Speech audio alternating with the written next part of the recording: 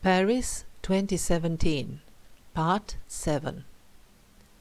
The following morning it was the turn of the Muséum d'Orsay. I didn't buy a ticket in advance for this museum because I didn't want to fix the structure of my short stay in Paris that much, but when I did pick the day when I wanted to go there, I decided to go early, especially since the museum was but some 15 minutes on foot away from the flat in which I lived. I came a little before the opening, and there were already people standing in line, but not too many. When the museum opened, I soon entered and paid a visit to everything inside of it that I was interested in. The Muséum d'Orsay is the place that brings together the painting, sculpture, and decorative arts, primarily from the 19th and 20th century France. A couple of decades ago, the collection of the Impressionists, as the most important segment of this museum, was transferred from the museum Jeu de Paume into the reconstructed railway station Gare d'Orsay. As opposed to the Louvre, which is simply far too big, the Muséum d'Orsay has the right measure. If somebody is interested only in famous paintings, it is easy to get to them and see them, but there is also enough time and space to see at leisure other pieces of art before getting too tired of impressions and walking around. As it was not too crowded, I could really enjoy some of the masterpieces without any disturbances. Thus it happened that I was completely alone before the Manet's luncheon on the grass, and these are precious moments. But it was also possible to enjoy other oeuvres, including one of my favorites, The Floor Scrapers by Gustave Caillebotte. On the other hand, the Muséum d'Orsay also had a special exhibit, Beyond the Stars, the mystical landscape from Monet to Kandinsky. The exhibit also brought together numerous masterpieces that were specifically for the purpose loaned from different museums all around the world.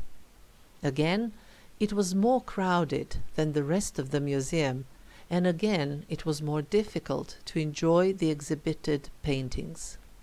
Still, I was glad to be able to see in one place a few of the 50 paintings of the Cathedral of Rouen by Claude Monet. Namely, since the Impressionists played with the light and different effects it creates, Monet took up a position from which he watched the front of the Cathedral of Rouen, and then he painted the same site at different times of the day and in different weather conditions. The light effects were certainly quite different, and this may be seen in the paintings. After the beginning of the day, filled with art, I spent the rest of it practically in eating and drinking. And that is not too bad. First I went to have a lunch at a nearby restaurant where I had sausages and mashed potatoes, which may appear German, but this was done in the clear French style nonetheless. The sausages were from the region of Auvergne in central France, and the mashed potatoes, called aligot, contained huge amount of cheese, which melted to perfection. It was fantastic. Following the lunch, I moved to a quite well-known café in order to have a coffee and eat an éclair there. And although an éclair in the middle of Paris was quite an appropriate choice, I still found it to be just too sweet. On the other hand, I enjoyed sitting out in the open with the support of heaters, of course. The only thing that bothered me from time to time was cigarette smoke. I was actually surprised to see that many people in Paris smoked, despite the very high prices of cigarettes in comparison to the prices in Serbia, for instance. At least that was my impression. I didn't bother with this topic too much, but I think that smoking is definitely prohibited inside cafes and restaurants, but if you are sitting outside, then it is okay.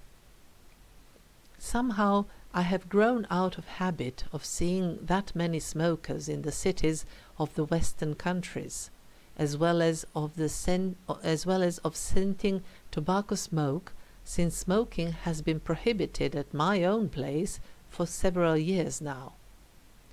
What happened here was that relatively often, as I sat out in the open where tables and chairs are crowded to the maximum degree, I would end up sitting next to somebody who smoked, and then the smoke would inevitably go right in my direction.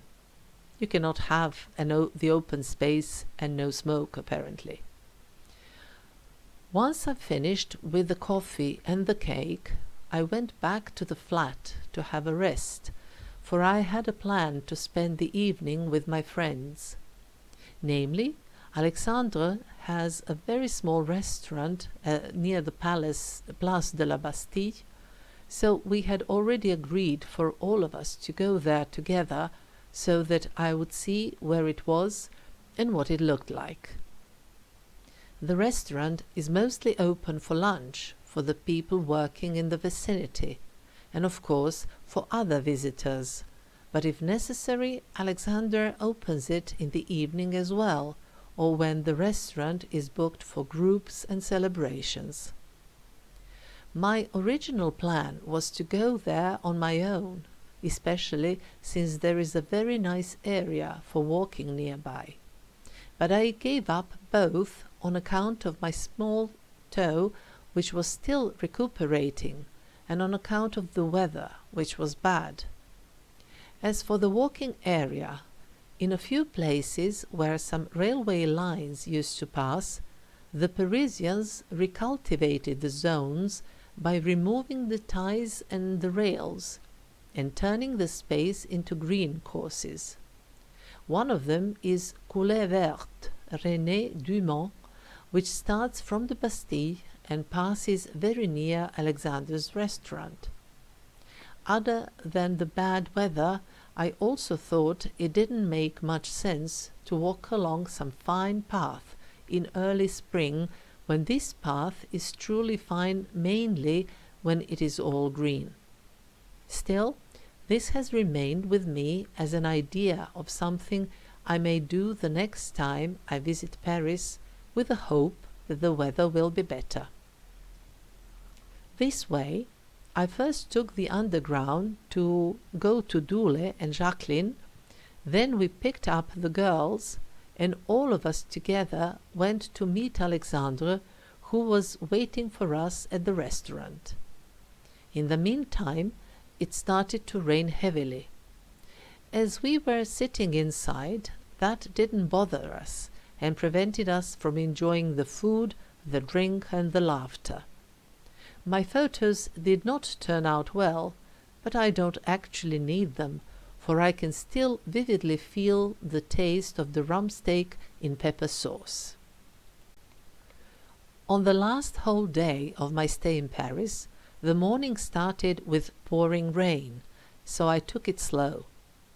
I had practically seen everything I felt like this time, but I also thought that it would be incredible to come to Paris and not to go near the Eiffel Tower and the Arc de Triomphe. Still, I rarely go to see only one thing, and so was the case this time around. First, I actually wanted to go to the church of Saint-Germain-des-Prés, which was right near the place where I stayed. It had occurred to me to be careful lest I kept postponing my visit there because it was so close, saying I could visit it some other time, and then end up without visiting it at all. From the outside, it appears rather plain in comparison to the elaborate Gothic churches I had visited on the previous days, and it was actually built for centuries, but the basis was constructed in the Romanesque style in the 11th century. In a small park near one of its corners, one can also see a Picasso sculpture. At the time when I visited the church, one of its parts was under reconstruction, but there were still nice things to see. I found the wall paintings that adorned the apse in the back of the church particularly interesting, as they appeared to be in brown-whitish tones. I stayed at the church for a little while and then took the underground to get to the Trocadero station. The toe of my right foot continued to create problems, so I decided to use transportation whenever I could in order to spare the little devil. At the same time, I had surplus tickets, since I bought a carnet at the very beginning, that is, a set of 10 tickets which proved to be quite handy. Of course, when you buy a carnet, then the price of the individual ticket goes slightly down. The Trocadero is a semicircular square where the Chaillot Palace is located. The palace was built in 1937 for the needs of an international exhibition, and today there are several museums located there, and it is also used as an entrance into a large theatre placed under the spacious terrace. It is precisely this terrace, or rather a large plateau, that is the main reason why most of the tourists come here, not so much because of the palace itself, but because of the stunning view at the Eiffel Tower, intensified by the fact that the tower is on the other side of the Seine. When I got to the plateau, the rain had already stopped, and the sun tried feebly to get through the partially thinned out clouds. In order to get good photographs, this is the place where one should take them in the afternoon, when the sun shines on the Eiffel Tower from the west side, and vice versa. In the morning hours, it is better to take photos from the side of the Champ de Mars, a park stretching to the east from the Eiffel Tower. I went to the top of the Eiffel Tower the first time I was in Paris, and that was something that I didn't find attractive enough to repeat it. Had the weather been nicer, and had I not had problems while walking, I would have probably gone for a leisurely stroll around the Champ de Mars while passing under the tower. It is only when you get there that you become fully aware of the huge size of the structure. Ever since it was built, until the installation of night lights, the Eiffel Tower has frequently been subject of controversies, but this does not prevent it from being one of the most famous symbols of Paris. To be frank, one can see beautiful buildings, broad streets, castles and palaces, religious temples, good food, museums and famous artistic objects, as well as expensive shops all over the world. But there is only one Eiffel Tower. Then I walked to the huge round square, the Place Charles de Gaulle, also known under the name of the Étoile, which appropriately means star, for there are 12 broad avenues leading from it into different directions. The most famous among the avenues is the Champs-Élysées, which leads directly to the Place de la Concorde, where the heads of Louis XVI and Marie Antoinette were chopped off back at the end of the 18th century. The Place Charles de Gaulle is where the Arc de Triomphe, another imposing structure celebrating the victories of Napoleon, is located. On the ground, under the center of the huge ark, there is the tomb of the unknown soldier, where wreaths are laid down during all of the more important state ceremonies. It is also possible to go to the top of the Arc de Triomphe for a fine view. After a few photos I took here, I started walking along the Champs-Élysées, but I gave up the idea soon and went underground in order to get to the Louvre-Rivoli station and visit a church I happened to skip a few days earlier.